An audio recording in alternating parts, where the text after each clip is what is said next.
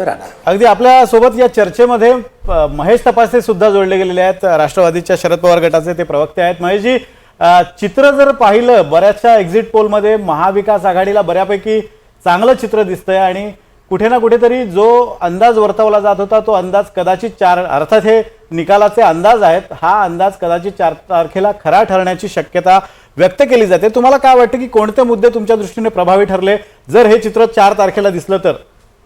बघा, ही निवडणूक जरी आम्ही इंडिया अलायन्स म्हणून लढलेलो असलो तरी महाराष्ट्राच्या मतदारांनी ही निवडणूक स्वतःच्या ताब्यात ठेवलेली आहे।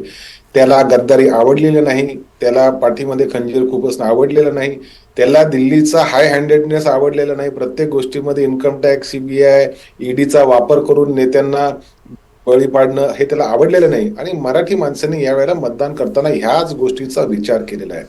भारतीय जनता पार्टीच्या मागे 2014 मध्ये देशातले लोक उभे राहिले। काँग्रेसच्या पारंपरिक मतदारांची मुलं देखील भारतीय जनता पार्टीचे उभे राहिले। परंतु 10 वर्षामध्ये म्हणजे 14 मध्ये जो व्यक्ती 18 वर्षाचा होता आणि त्यांनी मतदान केलं तो 2024ला 28 वर्षाचा असताना त्यांनी मतदान भाजपला केलेलं नाही, ही वस्तुस्थिती मानली पाहिजे।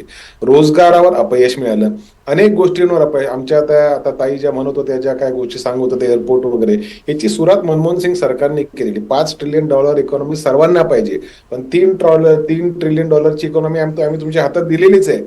45 वर्षाचा रोजगाराचा निच्चांक हा मोदी सरकारने देशाला दाखवला, हे कोणी नाकारू शकत नाही। आकडे तुमचे आहेत। लोकसभेमध्ये फायनान्स मिनिस्टर सांगतो की त्यांच्या